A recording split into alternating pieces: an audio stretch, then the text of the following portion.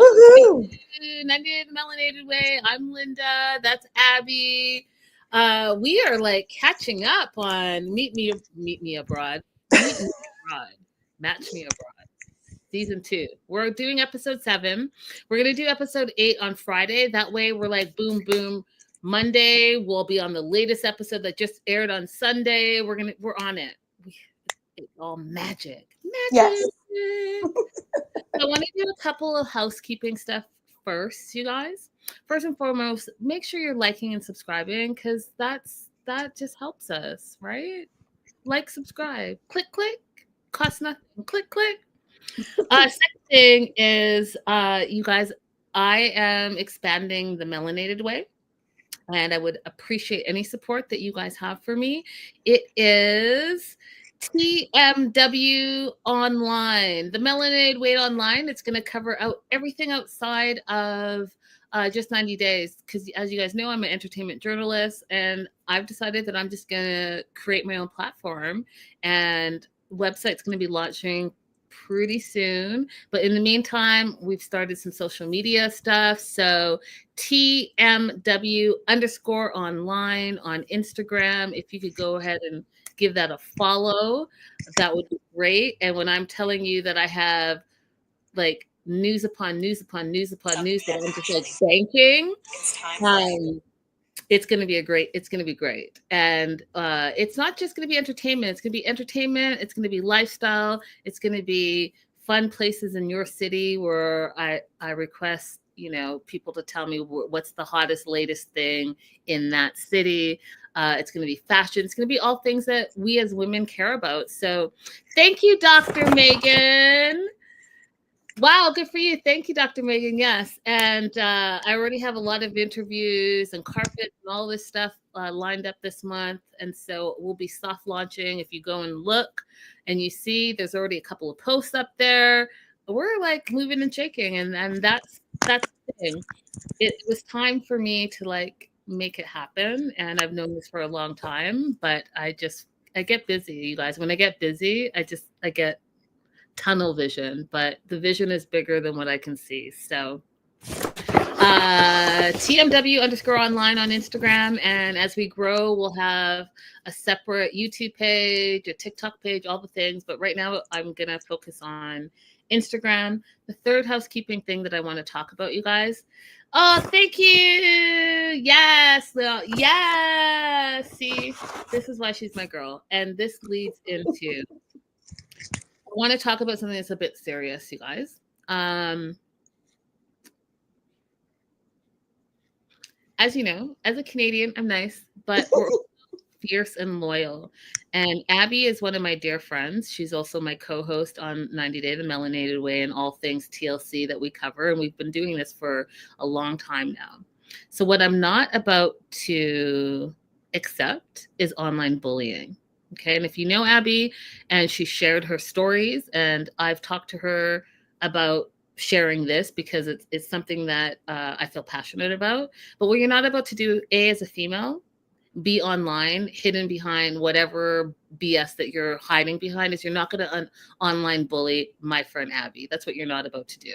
You're not going to online bully her as a woman, as a Black woman, as someone that has had some health challenges in the past and overcome, right? Has overcome them and stands firm and strong in who she is as a person. She is educated, she's beautiful, she's strong, all things. So what you're not about to do is hide behind some type of friggin' dumb online profile and talk smack about my friend Abby. Because what I'm gonna do, as you all know, is I'm gonna sit with it, I'm gonna fester with it, and then I'm gonna act.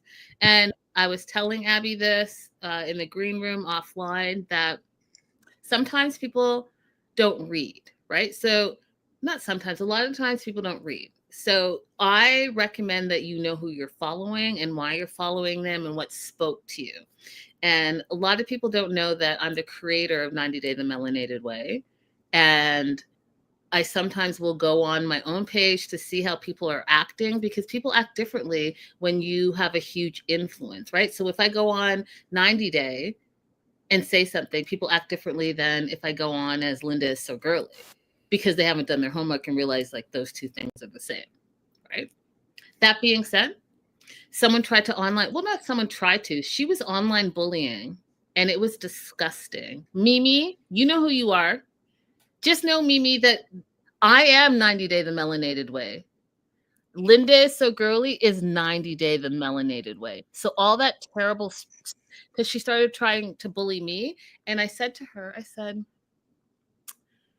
actually, I'll do it verbatim just so that I am not mincing my words. So she said to me, Mimi,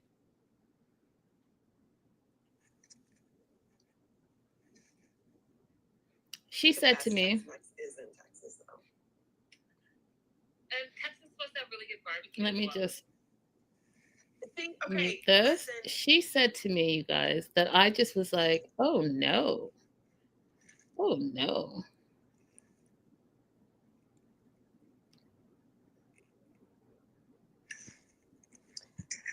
So as the setup, because Linda's going to read it to you, she's making fun of my face. You guys know that I had surgery twice to remove 2 different tumors. First one here, it grew back, and then I had to have a deeper surgery that went all the way down here. So we talked about this before, I never had the reconstructive plastic surgery because I was scared and because I just didn't think it was necessary to take that kind of risk at the time when I was getting the assessments done for it. So she's making fun of my face. She's making with laughing emojis. So then I said, Linda Is So Girly, Linda me. I said, this comment is so toxic and disgusting. I hope you never have to deal with any health issues because your ugly comment will be out here in the universe forever. And you know, karma is a B, just like you seem to be. TF. Okay? Then she doubles down. I'm not going to even give her any airtime on this. So then she comments back to me about, and she's deleted it now, but basically she's like, come on with the threats. And then I said, you're making these ugly, okay, so I think it was 90 Day that said this. I said, are you really out here bullying women as well as not knowing who these women are? Because I am 90 Day, the Melanated Way that you're bullying, and you're bullying Abby. Are you crazy? Is that what I'm seeing here? And then she took a minute to reflect. She gave this half-ass apology that we both do not accept. But what I'm trying to tell you, the moral of the story is what you're not about to do is you're not about to bully 2 women. You're not about to bully 2 Black women. And what you're not about to do is talk about what you think is going on all over here, because everyone's fighting their own separate battles. Everyone has their own thing and insecurities and confidence and all of this stuff. And as a woman, it's hard enough with all the things that we're bombarded with every single day. So Mimi, I need you to put yourself on a timeout. I need you to read a little bit more and know who you're following. I need you to use your privilege for good. And when you're apologizing, make sure that it is authentic. Because if it's not, like, I restrained myself from putting you on blast. And when I say that I would do that for my friend Abby in a heartbeat, I would do that for my friend Abby in a heartbeat. And you're lucky that I ate too much pizza yesterday and had to fall asleep because I only saw red. So, moral of the story, don't bully people online. You don't know their story. You don't know their history. And it's just an ugly look. That's it. Those are the housekeeping things. That's it. Y'all listen, don't let the Canadian fool you. I was surprised. I went online and looked at my notifications. I was like, oh, Linda's eating her up. I had time. I had time and I refrained from a lot of what I was really supposed to be doing, you guys. I refrained. Because now my new thing is, let me take a beat and respond, because I wanted to really like. And so I took a beat, but just know, you with your little fingers bullying out there, people bully back. And you know what's so interesting, Abby, is that once you call them out on it, if they think you're no one, they are like 10 toes deep. But then when they realize, like, oh, all of a sudden, yeah. well, I might have, no, you knew exactly what you were The saying. way her tone changed, Quick. like it should be like screenshot for a psychiatrist to evaluate. Quick. All right, that being said, season 2, episode 7. Loving Match Me Abroad season 2. So good. We are doing Playing with Fire. We open up with Victoria, remembering she's 39. And she had that terrible date with David, who to Tabasco in the eye, the whole thing. And so Katerina set her up with a comedian named Darren. And not only that, but Katerina is going to join her on the date because Katerina wants to call her out on her BS. Because, you know, she's a people pleaser and she is really not trying to be her authentic self. So we learned that Darren is 27. He's a city guy. He's young. He's fun. He's spontaneous. He's a family guy. And he wants no kids. Because we found out that last episode, apparently Victoria doesn't want to have any kids. So what we are learning is that Victoria needs to communicate, which we've kind of known from the jump, right? And not be so passive. Abby, what are your thoughts on people pleasers? It must be such a hard life because you're not taking any time to really figure out what you want. Like as I was watching their date, I was like, what information is she learning about him? I didn't see it. And I'm like, is this what being a people pleaser is? That you are, when you're on the date, you're already from the very first date making yourself like malleable to that person. Mm-hmm. Is that being a people pleaser? Because she kept saying we're getting along so well, we have so much in common, and I didn't see it. I didn't understand it. Yeah. Yep. Agreed. 100%. Hi, Renee. Hey, girl. Hey. Hi. So, Katerina and Victoria, they get to the comedy club. They sit right up front, and Darren comes on. And did you think Darren was funny, Abby? I didn't, but also at the same time, I've been watching a lot of British shows lately, and I was like, maybe it's me. Maybe I'm not funny. No. I'm addicted to Brit shows, BritBox all day long. Shout out to Olivia, my friend in London. She hooks me up with like care packages from England. Like I have a whole history with England specifically, but no, Darren was not funny. I mean, at least the clips that were shown were not funny to me. But she said he didn't bomb, and I was like, did they just show us all the bad parts then? Like I said, maybe it was the clips that we were shown, but I didn't think it was funny. That will be our question of the day. In this episode, live chat and replay, did you think that Darren was funny as a stand-up comic? So we hear about Victoria's first impression. She likes him. She thinks that there's a connection. So after, in this episode, yep, that is our question of the day. After he does his set, he sits down with Victoria and Katerina, and Victoria's first impression of him is that she likes him. They have dogs in common. He has a Yorkie Terrier, which tells me a lot about who he is. She has a mutt, which also tells me a lot about who she is. And they also bond over tattoos. So Darren has 115 tattoos. And Victoria has some tattoos. What were your thoughts on all the tattoos and the 27-year-old, the 39-year-old Abby? And do you think age matters? I do think age matters. And 27 to 39 is not inspiring to me, especially given that he's a comedian, unless he has some other career that we don't know about. It was not given, I'm ready to be a partner in a relationship. To me. There was another question that I'm completely skipping. The age was in the tattoos. Okay. You know what? I'm not going to say anything about the tattoos.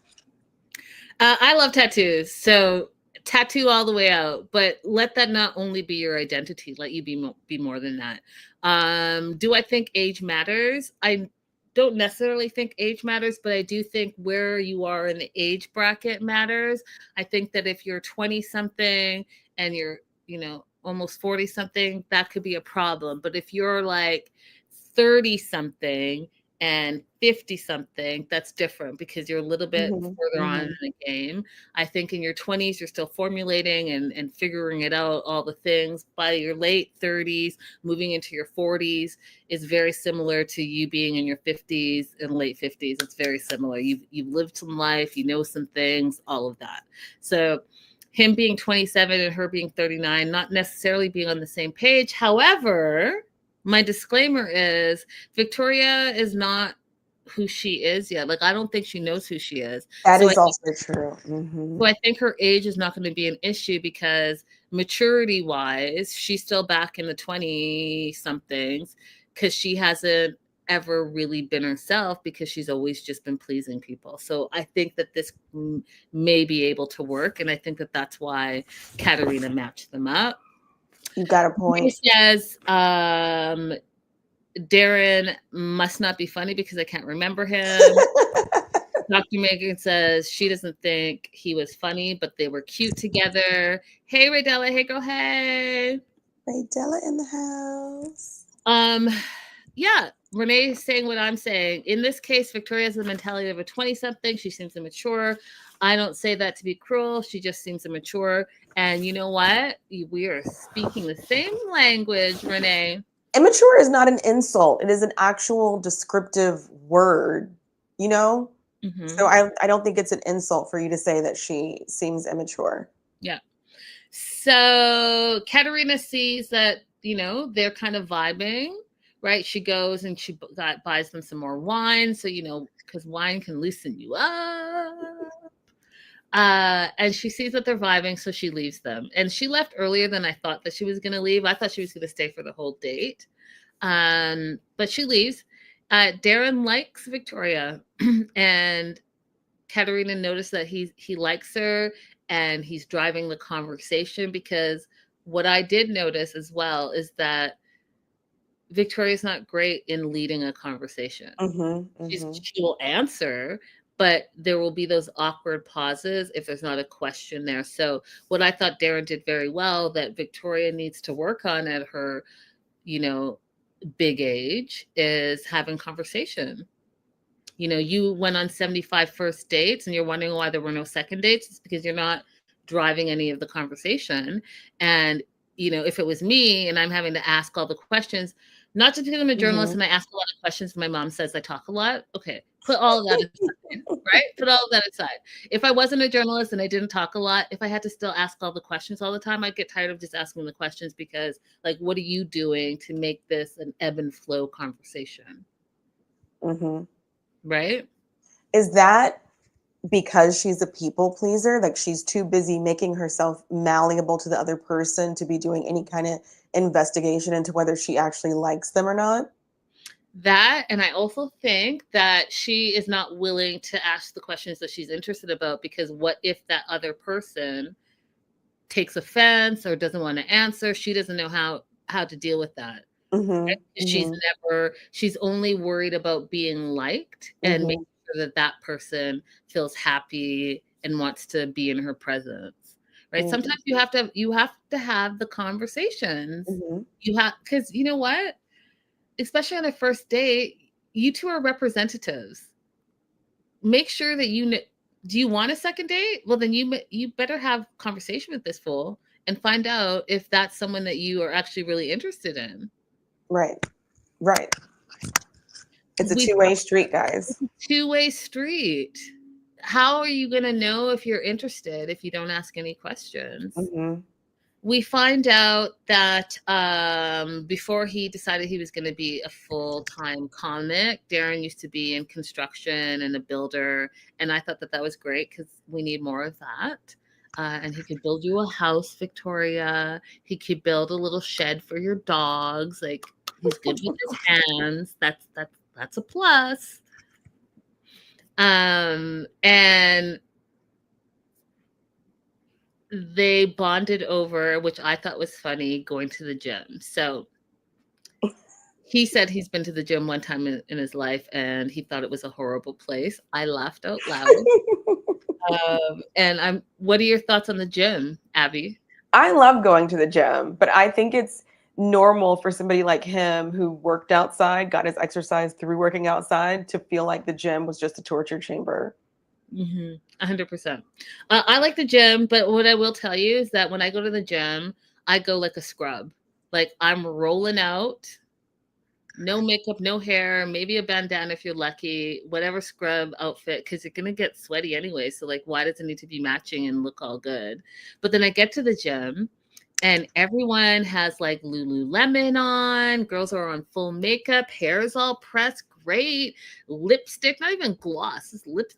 I find it fascinating. So like, I will, unless you like au naturel scrubbericious as a look, I will never get approached at the gym because I go in, headphones on, doing my thing.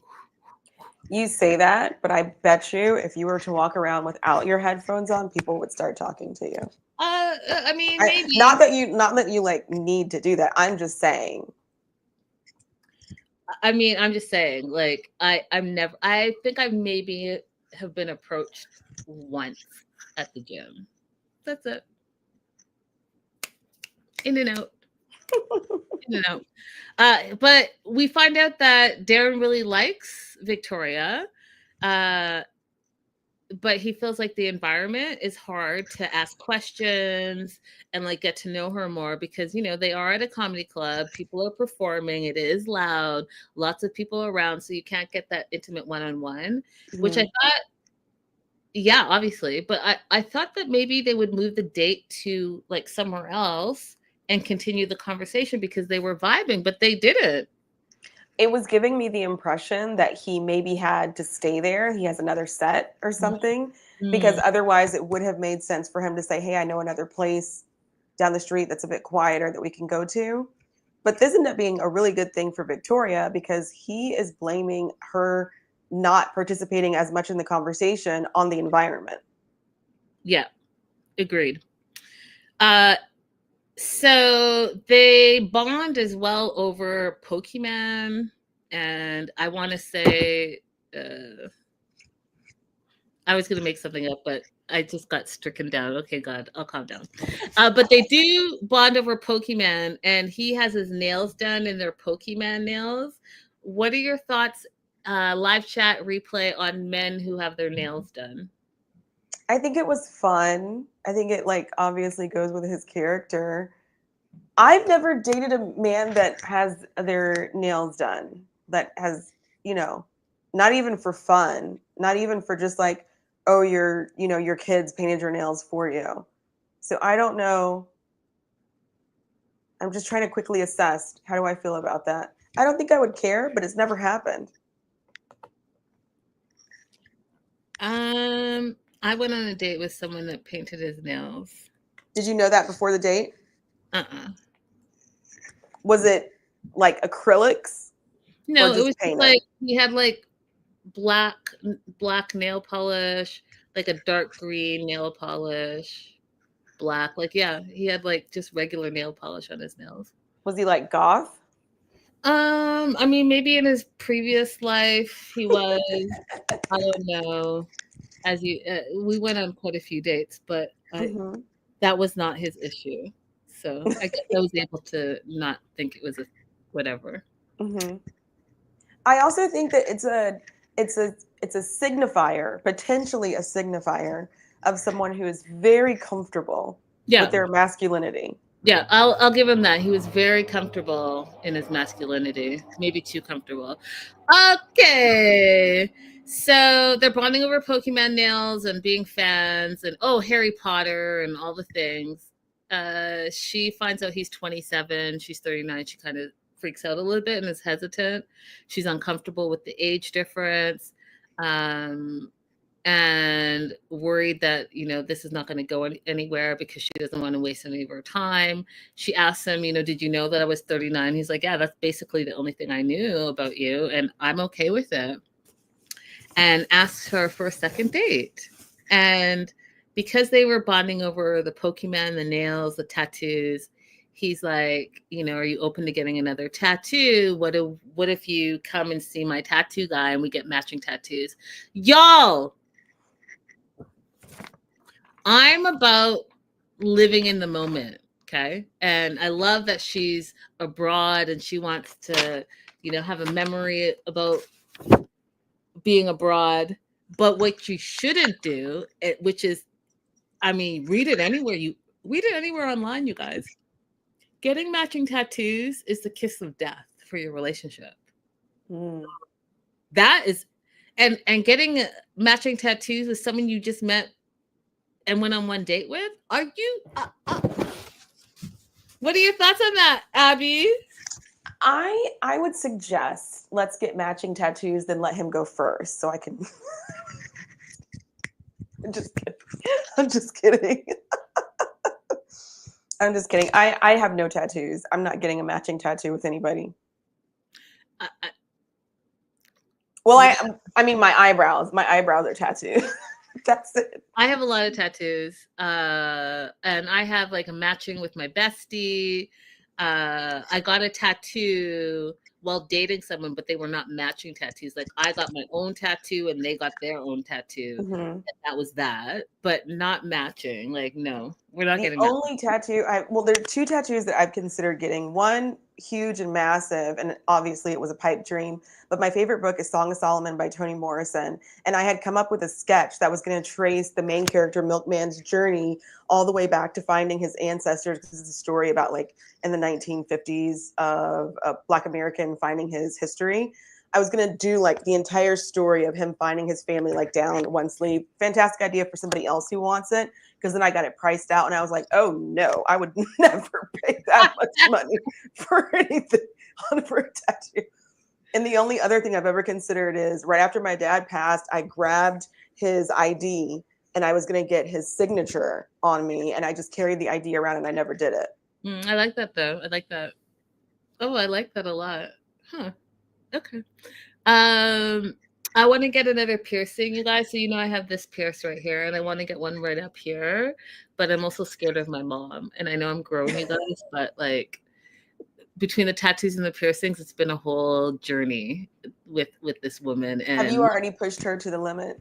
Mama Linda, I feel like my grave would already have been dug. Like I really want one. Like I really, really want it right here, but it's probably not going to happen because I have to go home at some point and I can't just say, what are you talking about? It's always been there. Cause that's always my answer. And she's like, oh, it's always been there.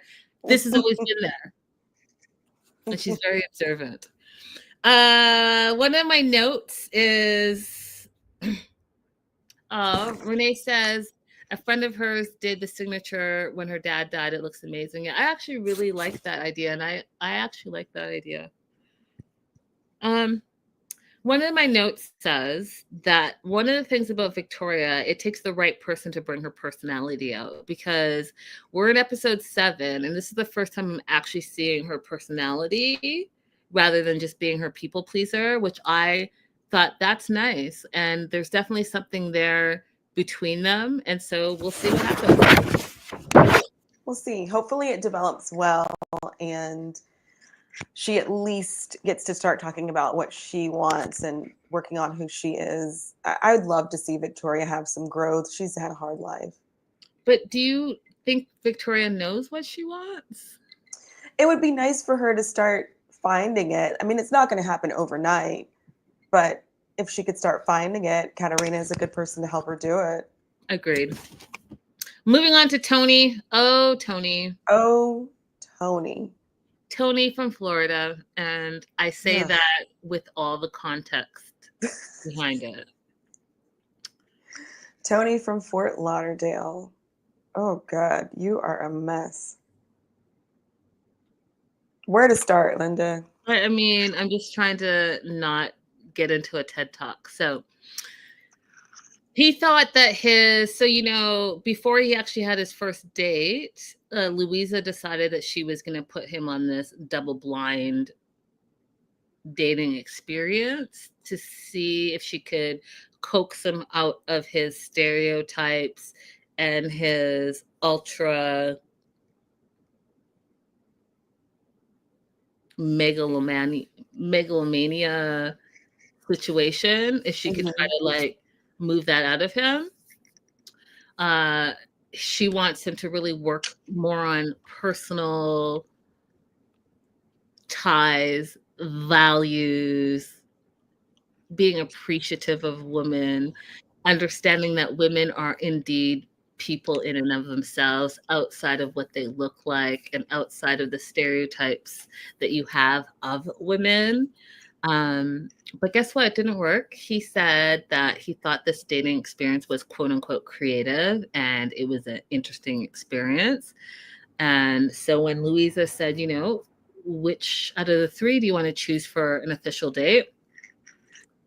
And he doesn't want to choose any of them. He's like, they're all red flags. They are all red flags. Why are they red flags? Why? You guys, why? Why does Tony think that they're red flags? Gabriella, who's the DJ, who her voice was a little deeper, didn't like her voice, didn't think it was feminine, didn't like the fact that she was a DJ. He equates that with drugs, drunk men, violence, and death. And so there was definitely no connection there. Layla, there were no vibes. He wasn't feeling it, he said. And Lou, the girl who was in the red, when they're blindfolded, she was like feeling his head, all the stuff. He doesn't like people touching him. That sounds like something that is A, a personal problem, and B, much deeper than you're talking about. So yeah. You don't like people touching you. Why are you dating? Because how will you be intimate with someone if you don't like people touching you? And what is that all about? And then because he felt her arm and felt they were too fat, he felt that she didn't exercise. You guys, I'm not making this up. All of these things came from his mouth. Yeah. He also got bizarrely violent and said people touching him makes him want to throw them against a wall. Sir, you have some deep-seated problems that you need to work out before you involve anybody else in your life, including pets. Yeah, you guys, and I already told you this. If you go back to a previous episode, these are the people you need to really be aware of.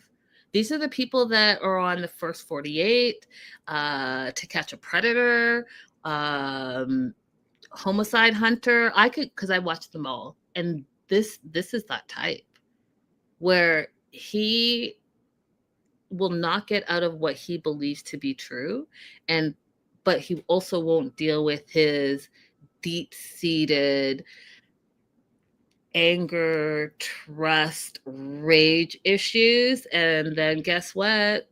Women are on the other end of that, and they're unsuspecting and they don't know. And I just don't think it's okay. And he even bucked up against Louisa and was like, I didn't know I needed to trust you. Clearly, you're not doing your job. And when he says, if he said, that's why I hired you one more time, well, first of all, you didn't hire her. Okay. You went on a show and the show hired her. You have no money and I still don't even know what you do as a job. So for you to be like, oh, that's why I hired you. But that's why I hired you. But that's why I hired you. As if you are trying to take control of this woman who's trying to do her job. Oh, no. Mm-hmm. Oh, no. I'm not okay with that. No. If it wasn't clear before that he really doesn't need to be matched with anybody, I feel like at this point, the producers should probably step in and say, we, you know, we are not going to continue to allow you to be matched with people. You are a threat to the health and welfare of anyone. I laugh, but it's not funny. The threat, the health and welfare of anyone, but they're not going to, because we saw, it's not the exact same producers, but same kind of thing. Like, we saw Angela terrorize Michael for how long? We saw Mike terrorize Jimena for how long? So Jeffrey Paschal, who's in jail for DV. That other guy who is a pedo that's in jail now too. Like, y'all. Okay. yeah. Louisa says to him, all these women are good matches for you. They're all family oriented. They all exercise. They all want long-term relationship. And he doubles down and says he's just not interested. And Louisa's like, you know what? I don't think that you're open to the process. And he continues to say, well, they're all red flags. I'm very particular, and that's why I hired you. And she's like, well, you only focus on looks. And again, she asks him, why do you think you're single? What you're doing is not working for you. And if you continue to be in this closed-minded, stereotypical, what women should be vortex, then it's going to be hard to find someone if everything is a deal breaker. Mm-hmm. And he did not like hearing that from her at all. No, he didn't. He gave her the death stare. And then had the audacity to say, I'm going to give Louisa a second chance. Let's talk about him saying that there's a high demand for him. Oh, I don't remember that. When did he say that? Because I'll tell you that that's not true. He said that he feels like he's going through a de-aging process. Literally, he said that word. Yeah, okay. And now that he's realizing that because he's there, that he's in high demand and he gets to be very selective. Yeah. These are things that he said out loud. These are things that escaped his little slivers of lips. Yeah, I'm not impressed. It's just really interesting to me. Like, if you made a list of all the incorrect assumptions that he has about life, they're just really interesting. If you have any weight on you, then you don't exercise. If you have short hair, demand for his money when he's in the club. Well, he would not spend money on a woman who was in the club, because for him, that's not where a woman should be. That's not prim and proper. Right? And I'm not convinced that he even has any money, Becca. I'm not convinced that he has any money at all. I'm going to be right. Hold on one second. If by chance Gabby ever sees this, I just want you to know that I love your voice. I love I don't know what the word is, but the vibration in it, that quality. When your voice is deep and it has that vibrating quality to it, I love that voice. And it's not even masculine. It's uniquely feminine for your voice to be thicker in that way. So I love it. Just talking about Gabby's voice, the DJ. So, timbre. Yes, that is the word. That is the word, Becca. To have that reverb in your voice. I love that. Yeah, it is a word. It is a word. So I don't think that any women should be subjected to going on any more dates with him. But we'll see. We'll see what the producers do and what happens. I searched for him on social media. I wanted to see what kind of stuff he was posting on there before and after being on the show. It doesn't look like he has an Instagram account. He does. I'm following. He does. You found it? I did, and I'm following him just to see. And y'all, people are tearing him up. But he hasn't learned anything. He's like reaching out as if it's his own dating profile on Instagram. I got my notes all mixed up. Mm-mm. Okay, Monica Bernardo. Is everything stop? It was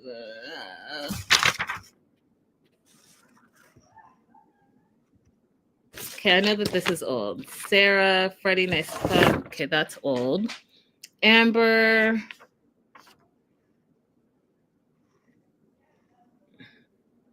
Is Paul the... No, that's Paul's the one that lives in the house with the poop tea. Paul Right? is the driver, and Amber goes on the date with Glenn. No, She's always Paul, 43. She's still interested in Kevon, but Katerina wants her to have options. Paul lives in a house he built. Yeah, that's old. Okay. Oh, was that guy's name Paul too? Because the driver is definitely named Paul. She always makes a point to say hello to him. She's very nice. I like that about her. Amber, she knows her driver's name Paul. Okay, yeah. We'll do that one. Monica crying, kissed him, felt bad afterwards. I think is that episode 7? Yes. Where she's crying because she kissed. Well, it's the end of 6, and then like it comes back in the beginning of 7. Okay, so yeah. I think this might be right. Dolly, date with Amber was wonderful. Picnic kites went well. Yeah. Felt like he needed his suspenders. They held hands, light touch. We talked about that. I'm just gonna do this because it's a good refreshing reminder, and then move on to these ones. Okay. And so Harold, 43, Dolly's his matchmaker. Amber date was really, really good. They kissed, but remember, like he was supposed to kiss her on the cheek, but he turned his head too quickly, and now he feels like he did the wrong thing. Yeah. Also, he opened up about being on the spectrum, and Amber has some concerns about what their kids will be like. Will they also have autism? And one of the things I loved about what Harold answered is he's like, I can coach and teach them and look at it as a superpower if you treat it well. And I just love that. So date number 2, it was raining. They went on that boat cruise. And she brought him a bubble tea because he said he loved them. You guys, when people listen to the things that you say and they act on it, that is like my favorite thing. I say I love Nina Simone, and then all of a sudden you have a Nina Simone something. Mm-hmm. That is amazing to me because it makes me know that you are listening to what I'm saying. He brought in this like dried jackfruit, and I thought that was sweet too because he's never tasted jackfruit too, and he wanted that first time experience to be with Amber. What were your thoughts? That was fantastic. That was really cute. You guys, a little gift is so cute on a date. Mm-hmm. Mm-hmm. They're both low effort, but they meant a lot to each other. 100%. Do that, you guys. If you're unfortunately in the dating pool, do that. That will give you a leg up. Unfortunately. I'm so sick of dating, you guys. I'm so sick of dating. I'm so sick of dating and sick of it. And I am sick of it. Becca, we should get you matched up with Harold if this doesn't work out. Okay. Yeah, Becca, I'm down. Listen, I will use my powers for good if you are being serious and this doesn't work out with Amber. So they both want to explore a deeper connection. Amber wants to see if this is something because she's dating to marry. And what I thought was really cute is they're on the boat and he put his arm around her seat. Good job, Harold. I was proud of you. Mm-hmm. And it's raining. They're looking out into the water. He does do the Big Ed remake of a quote that I cringe just because I think of Big Ed, but they're looking outside, then he's looking at her and he says, I have a better view. You're my best view. Yes. No, Harold, no. But I'm going to let it slide, but no. Okay, just no. Just no. Amber appreciated it. She really did. I did not. I love the fact that Amber said, I like to see the city through like a tourist eyes. Is something I wouldn't normally do because I live here. I've heard people say that recently about being here in DC, our beautiful city with tons of beautiful museums and clean walkways and easy access public transportation that's super efficient. I've seen people say that here, like being a tourist here, even though you live here, is so much fun. And I agree. So one of the things is when you're in your city, you don't want to do all the touristy things, but you also forget the beauty of the city. Mm-hmm. You know, sometimes when you do that. So go out and explore, y'all. Go out and explore. He goes on to do a little bit of, flirting and tells Amber that she's very cute. And then she's like, I know I am, which I thought was funny. And then, she goes in for a kiss and he goes in to like respond. And it was supposed to be cheek, but then it was lips. It was awkward. He felt like it was a mistake. But I think you're fine, Harold. I think that it's all going to work out. Yeah, I think, it's hard to tell. There was an embarrassment for her because it was a mistake. And I wasn't sure if it was because we're on TV or if it was because it was the mistake, because maybe she would be like more okay with it if it didn't happen on TV.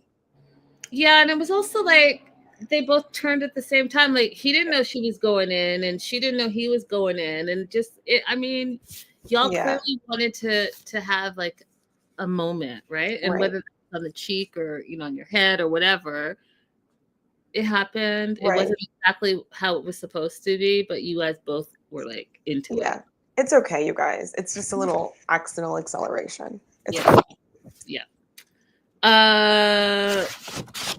Monica. Oh, Monica. I really like you, Monica. 41. Cali girl. I really like you, but like this crying that you're doing is just it's irritating to me. So as you know, she loves Bruno, but she also loves Bernardo, and she kissed Bruno. She felt bad afterwards. She called Bernardo, which I just don't even understand. And I said it last week, and I'm going to continue. What is dating? What does dating mean? What does dating mean? First of all, Louisa told you not to kiss anymore, kissing bandit. And you went all over kisses, kiss for you, and a kiss for you, and a kiss. She told you not to do it and you did it. And now that you did it and you enjoyed it, now you feel bad afterwards. And then you feel after one date with both of these men, just one date here and one date here, that you need to call your first date and verbal diarrhea on him while you're crying, that you feel bad because, and you're sorry and you feel like you cheated on what? Am I missing something, Abby? I don't think you're missing anything because I went back and watched that episode because I was like, maybe she had too much to drink. She didn't actually have anything to drink. No, this was her just being dramatic. And like you mentioned last episode, I think she's touch deprived. And so this is all like, not only is she like, I love it, all the attention and the kissing, but having those touch and the kisses is stirring up stuff that she doesn't know where to place in reality. So Bernardo's like, for me, I don't like it, but you were honest with me and you're what I'm looking for. And so do you want to see me again this week? Now, to me, those are all Playboy words, you guys. Those are all Playboy words. I've done enough dating to know, like, this guy was not bothered because guess what? He's running game too. He's like, oh, now Bernardo's not serious. No, he's like, now that I have competition, I want her more because I want to see who's gonna be the first to get it? Mm-hmm. That's what it's all about. Now he's like, oh, I thought I had it in the bag. Now there's a little competition. Okay, let me come through. What are you doing this week? Mm-hmm. But he also said, isn't that what you're here for? Isn't that what you're here for? He didn't say, oh, did you like him more than me? Did you enjoy him more than me? And, you know, do you see yourself with him long term? Like, he didn't say any of that. He said, but this is what you're here for, right? The hookup. That, I mean, he's trying to have an American under his belt. Yeah, he's trying to schmang it. Remember that? Do you remember that song? Mm-mm. Let me schmang it, girl. Who sings that? It was such a horrible song. And then he says, like in the song, he's like, what is it to smang it? It's to smack it and bang it. Schmang it. Yeah, Abby, no, I don't know that song. I don't think it went international. I don't think Canada played that on the radio at all. It only got popular, like, I think on YouTube, maybe on TikTok, because it was so bad. Yeah, it's outrageous. Smack it in, bang it, let me schmang it. Smack it. It's horrible. Anyway, Bernardo wants to schmang it to you, girl. So Monica thinks Bruno is all that and more. You know, the rollerblading date she thought was amazing, thought he was a gentleman. She felt like Cinderella, but it was all so confusing for her. Bruno and Bernardo, I liked them both. My date was fantastic, but I felt like I cheated on Bernardo. And when they pan to Louisa and her face is like this, I was like, relatable. Louisa's like, why'd they give me the two crazy Americans? Right. And then she goes on to tell Louisa that she called Bernardo and told him all about the kissing and kissing Bernardo. And when I say Louisa's intrusive thoughts flew out of her mouth, they flew out of her mouth. She was like, oh my God, how come? Which is exactly what we were all thinking. That's not your man. Why would you sabotage? Hey, Eshme. Hey. Why would you sabotage these dates? Why would you sabotage my hard work? Like, she literally said, OMG. I don't know. She is in heat, Jocelyn. I agree. So Louisa goes, you know, if you think long term, I need you to think about similar values. Like, what's the problem? She said. Monica starts crying. And she's like, I just don't want to hurt anybody. I don't like it when people get hurt. And Louisa, gangster Louisa, matchmaker said, sometimes people need to get hurt to grow. Those are facts. But also, Bernardo was not thinking about you, girl. But I also think that game recognizes game. And Louisa knows that Bernardo is running game. And perhaps he needs a dose of his own medicine. But what you shouldn't be doing is calling this fool like he's your man, crying like a weirdo. Right. And Monica, I'm team Monica, but girl, you are not representing the sisterhood properly. You sound crazy and look crazy when you're doing all of that. Suck that stuff up. Right. Call your daughter, your mom, and say all the things and get some girl knowledge behind you before you continue to make these ridiculous mistakes. I have a question for you, Linda. Mm-hmm. When you are starting to date someone, do you have any rules around how often after the first date, before the second date, how often you are going to be on the phone with that person, either in conversation or texting? I don't have any rules, but if you've ever dated me, and that is not an invitation for you guys to comment if you've dated me, but if you ever dated me, you know that I allow you to do what you naturally are going to do, and I will reciprocate that with what I will do. So I like, if I had a great date, I like to say I had a great date. And if that's in text form, great. If it's a call, that means more. To me, it means I actually picked up the phone and said that. But if you had a great date as well and you reach out that same night or the next day, those are bonus points for you. And then if you make plans for a future date in that same time span, then that is even more points for you. If you don't, then that's who you are, and that's fine as well. But don't be surprised if I've moved on to dating somebody else. And if I circle back and can get to you, then I will, if I want to, but I may not. Mm-hmm.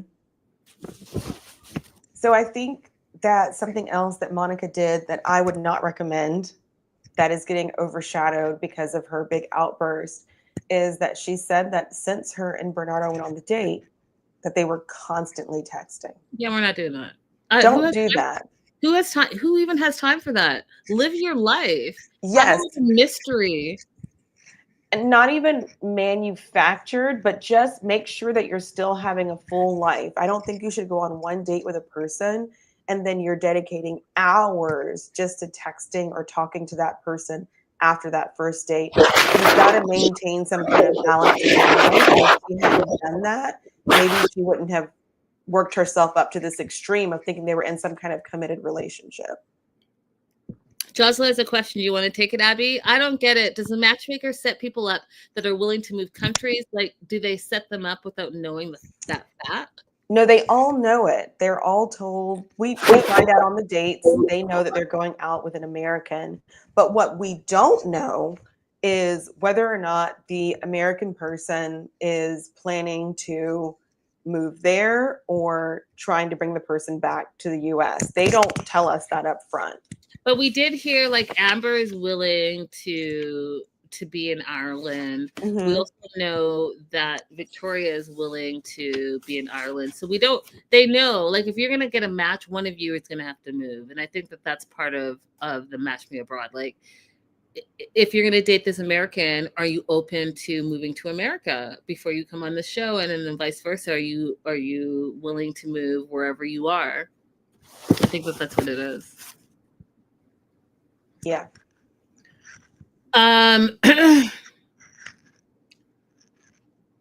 Louisa is encouraging Monica to go on a second date with Bruno because Bruno has more of what Monica's looking for, more than Bernardo.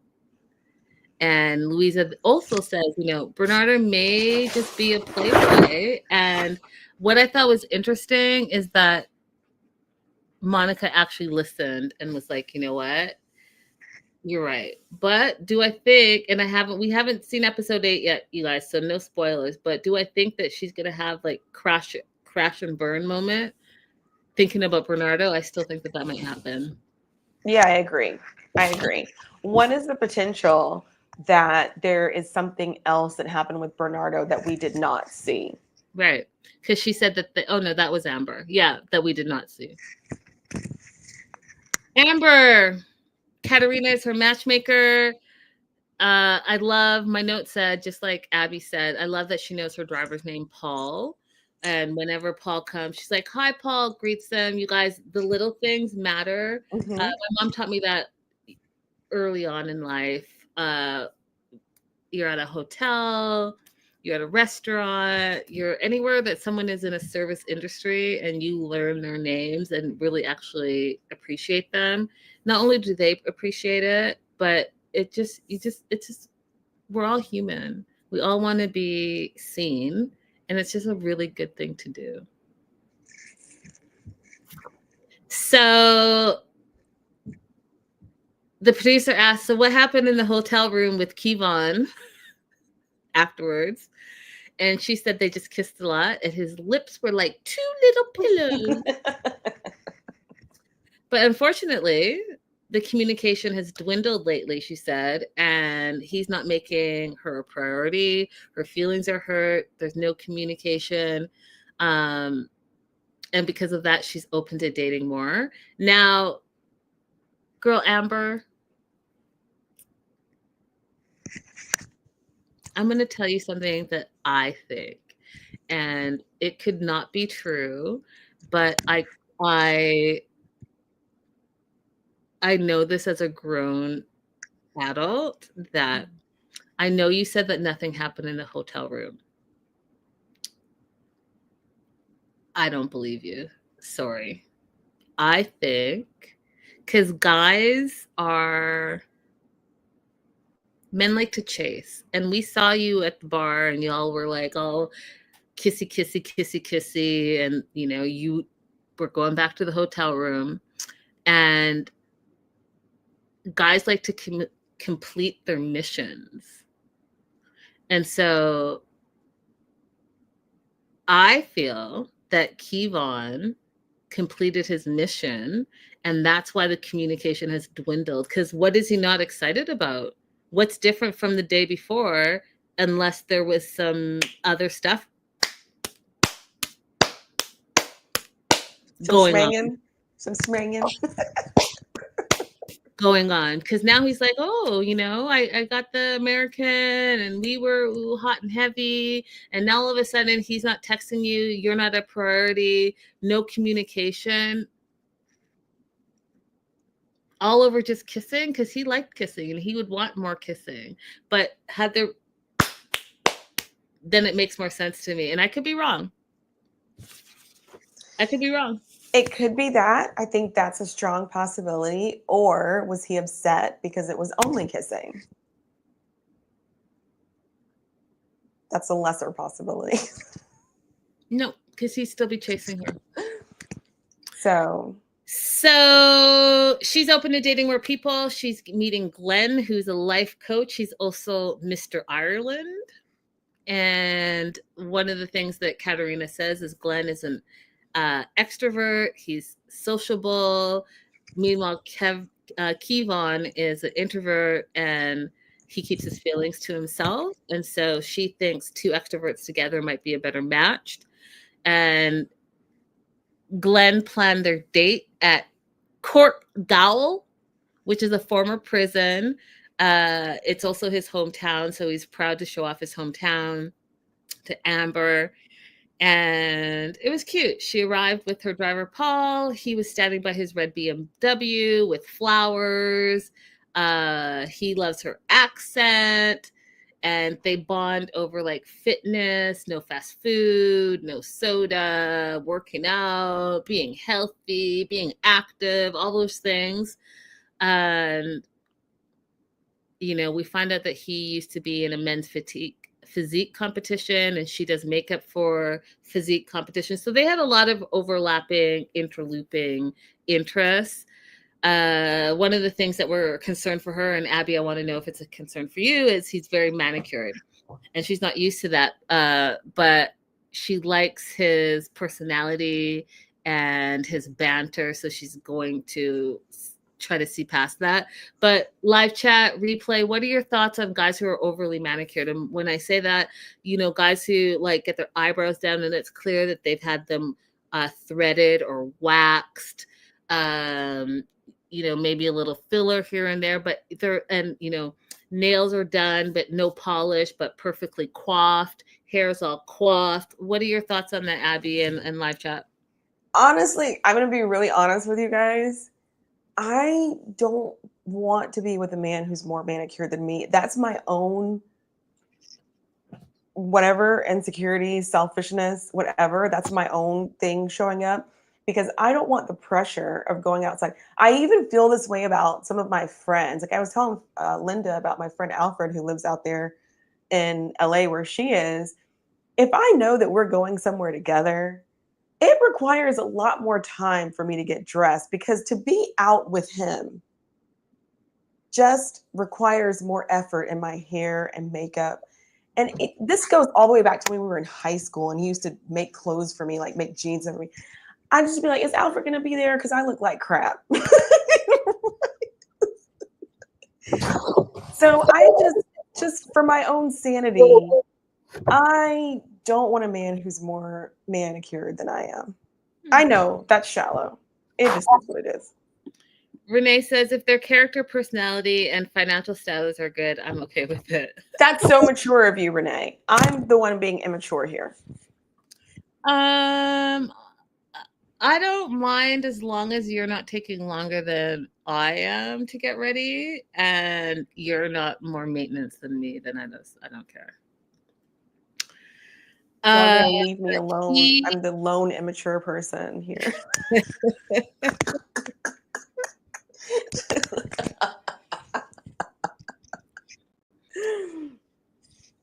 Listen, Glenn, I don't want my feet to be the only one that are catching, like, in the bed. Okay. I mean, it's clear where you stand. Clear where you stand. Glenn is full of compliments for Amber. He tells her she smells good. He's never dated an American, but he would definitely move to the US for love. He thinks Amber is stunning, and they are just connecting. And so they're touring this former prison. They're in the torture chamber. They decide that they're going to take a picture of their head and hands in the torture chambers. Let me lock you up. Amber says, and he's like, but at least take me to dinner first, which I thought was a funny little banter between them. It was. So they have a good time, and clearly Glenn doesn't want the date to end. So he says, are you hungry? And invites her to family dinner. His mom's cooking a stew, and do you want to come? Now, for Amber, it's a bit of an alarm that on the first date she's meeting family, but on the second hand, she's like, this is different. Maybe it's good.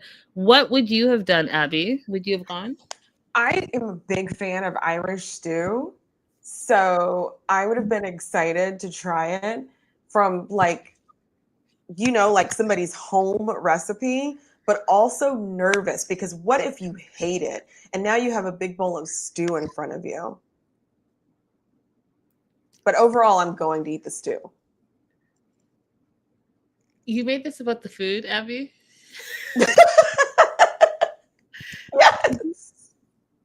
Am I being clear? You made this about the stew? Yes. Okay. Because I get along with parents. That wouldn't be a problem.